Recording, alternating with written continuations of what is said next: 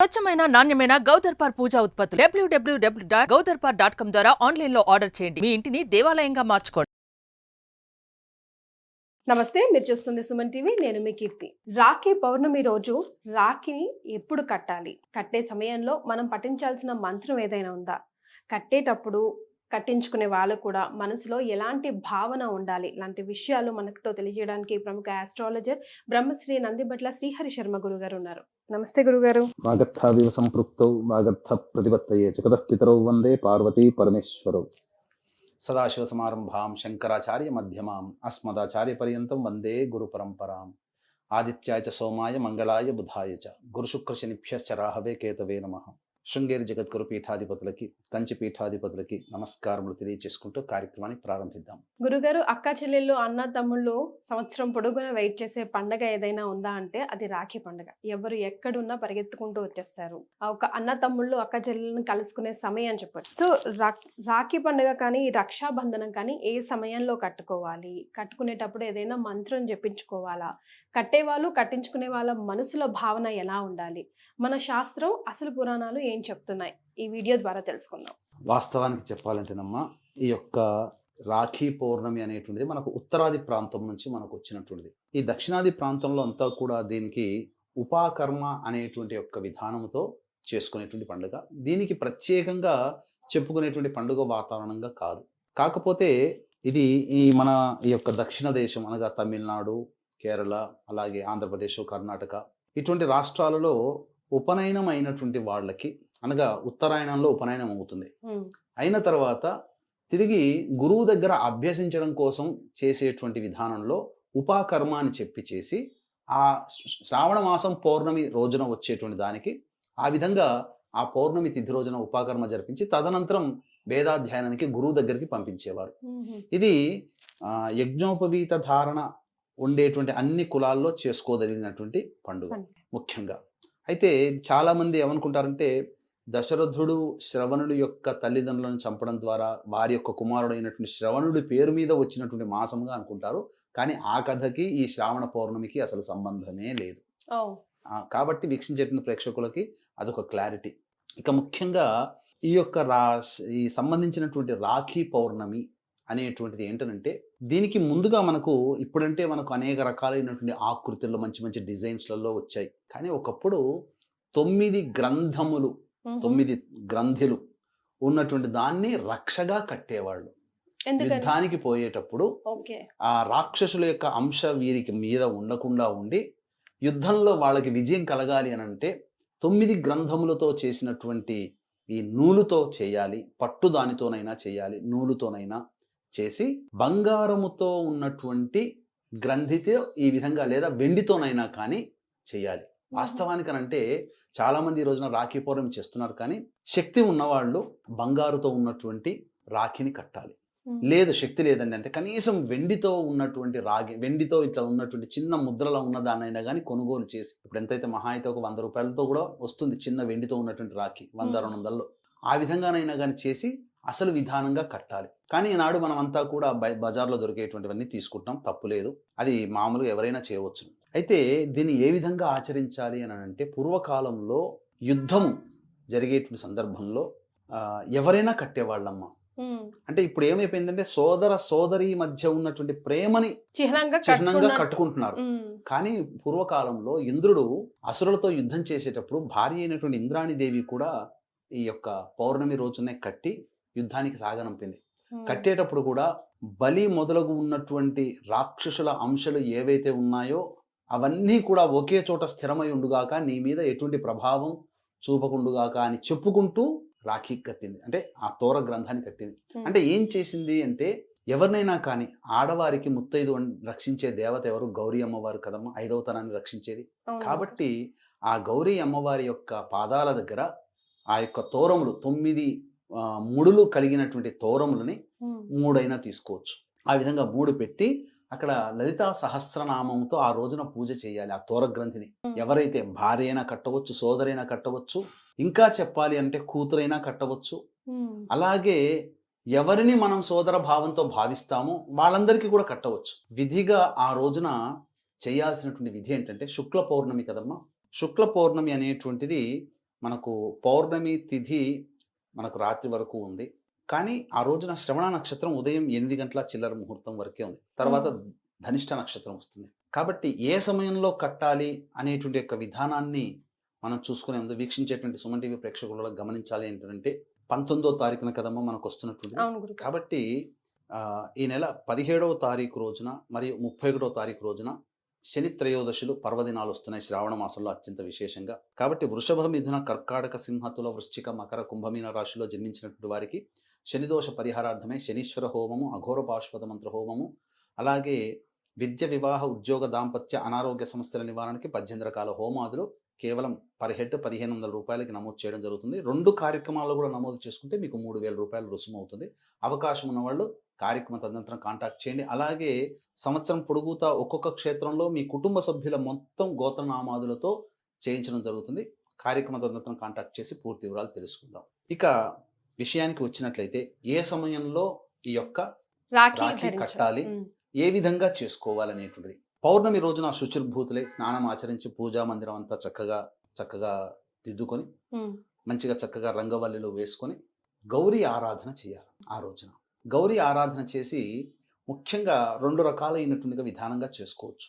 అంటే 9 ముడులు వేసినటువంటి నూలుతో చేసినటువంటిది కానీ పట్టుతో చేసినటువంటి కానీ దారములని 9 ముడులు వేసి తోరములు, ఆ మూడింటిని మీరు తమలపాకులు, 2 ఒక్కలు, అలాగే వాటి మీద ఈ విధంగా ఈ 3 తోరాలు మీరు ముందుగా కొని తెచ్చిపెట్టుకున్నటువంటిది. శక్తి ఉంటే వెండితోనైనా కానీ రాఖీ కట్టవచ్చు, లేదంటే మామూలుగానైనా మీరు కట్టే రాఖీని కూడా ముందు పెట్టుకొని అప్పుడు ఆ అమ్మవారి ముందర పెట్టి ఆ రోజున లలితా సహస్రనామ పారాయణం చేయండి. ఎంతమంది అన్న తమ్ముళ్ళు ఉంటే అన్ని.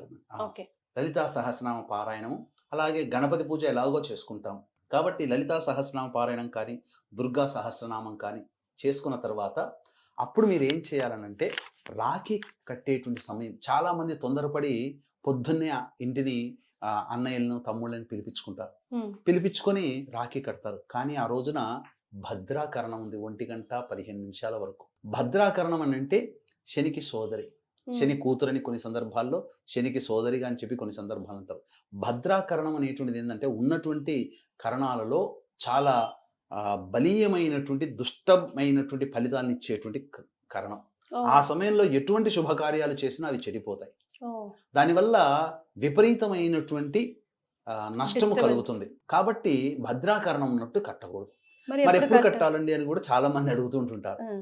దీనికి సమయం కనుక చూసుకున్నట్లయితే 1:35 నుంచి 2 గంటల వరకు కూడా మధ్యకాలంలో చంద్రహోర ఉంటుంది.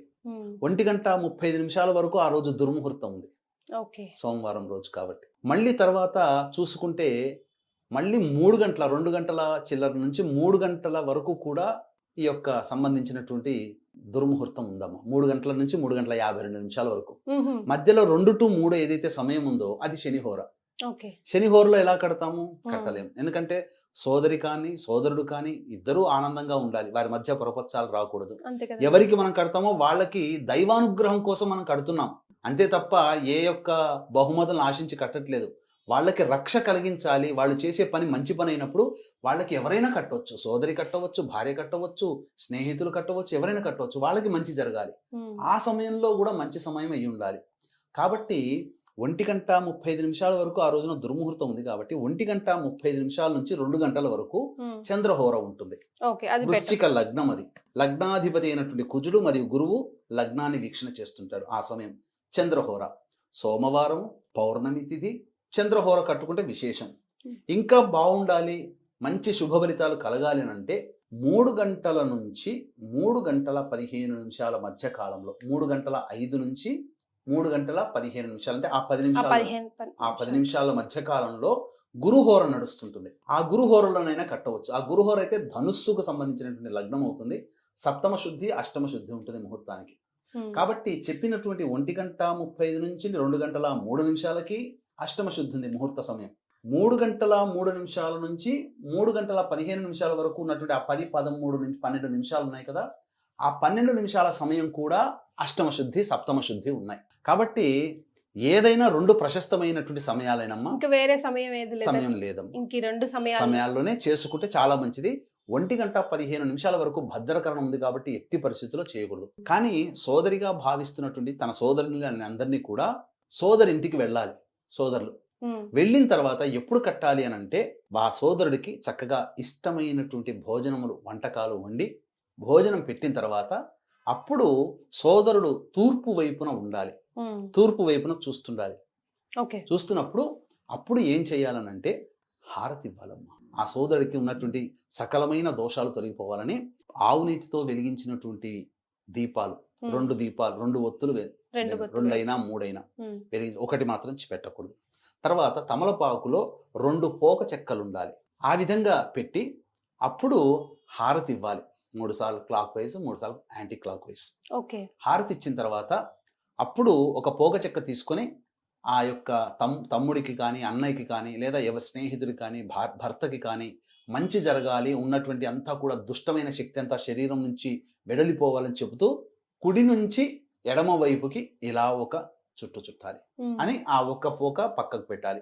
ఇంకో ఒక్క పోక ఉంటుంది కదా, ఆ ఒక్క పోకను మళ్ళీ ఎడమ నుంచి కుడి వైపుకి మళ్ళీ అదే భావన చేసుకుంటూ మళ్ళీ పెట్టాలి. పెట్టి దాన్ని పడేయాలి. చేసి అప్పుడు బొట్టు పెట్టిన తర్వాత అప్పుడు ఆ సమయం 1 గంట కట్టే సమయం 1:35 నుంచి 2:03 వరకు అయినా ఉండాలి. లేదు 3 గంటల 3 నుంచి 3:15 మధ్య కాలం అయినా ఆ సమయంలోనైనా కానీ కట్టాలి. కట్టి తోరగ్రంథి ఆ విధంగా మొదలు తోరగ్రంథి కట్టాలి. మీరు గౌరీ అమ్మవారి ముందర పూజ చేసుకున్నారు కదా, ఆ విధంగా తోరగ్రంథి పూజ కట్టాలి. అలాగే మీరు తెచ్చుకున్నటువంటి మీరు కట్టగలిగినటువంటి మీ స్తోమకు తగ్గట్టుగా రాఖీ కట్టాలి. కానీ వెండిది రాఖీ కనుక కడితే అత్యంత శ్రేష్టమని మనకు శాస్త్రంలో చెప్పబడి ఉంది. కాబట్టి ఈ విధంగా చేసి ఆ సోదరి తనకన్నా పెద్దవాడైతే ఆశీర్వచనం తీసుకోవాలి. లేదు సోదరుడే చిన్నవాడు తనే పెద్ద అయితే ఆ సోదరుడు ఆ యొక్క సోదరికి నమస్కారం చేసి ఆశీర్వచనం తీసుకొని తాను తీసుకొచ్చినట్టంటే ఆ సోదరికి లేదా సోదరి కావచ్చు, భార్య కావచ్చు, స్నేహితులైనా కావచ్చు, వాళ్ళు సంతోషపడే బహుమతిని వారికి ఇవ్వాలి. ధన రూపేణ ఇవ్వచ్చు, వస్తు రూపేణ అయినా ఇవ్వవచ్చు. ఆ విధంగా. మరి గురుగారు ఏదైనా పఠించవలసిన మంత్రం ఉందా? పఠించవలసినటువంటి మంత్రము సాధారణంగా మంత్రం అనేటువంటిది అన్నీ ఇక్కడ మనస్సులో నేను ఈ రక్షగా నేను అమ్మవారి పూజ చేశాను, అమ్మవారి పూజ చేసి ఆ అమ్మవారి శక్తినంతా ఈ గ్రంథంలో నిక్షిప్తం చేసి నీకు నేను కడుతున్నాను, నీకు భవిష్యత్తులో వచ్చే ఇబ్బందులు జాతకరీత్యా వచ్చే సమస్యలన్నీ కూడా తొలగిపోవాలనే భావన చేసుకుంటూ కట్టండి చాలు. ఆ భావన కావాలి. ఇప్పుడు మంత్రం చెప్పేటప్పుడు అక్షరం దోషం వచ్చింది అనుకోండి, ఏమవుతుందమ్మా దోష ప్రభావం వల్ల పూర్వకాలంలో ఏంటంటే అందరికీ పాండిత్యం ఉండేది అన్ని కులాల్లో. కాబట్టి ఆ శ్లోకాన్ని మంత్రాన్ని ఉచ్చరించేవాళ్ళు.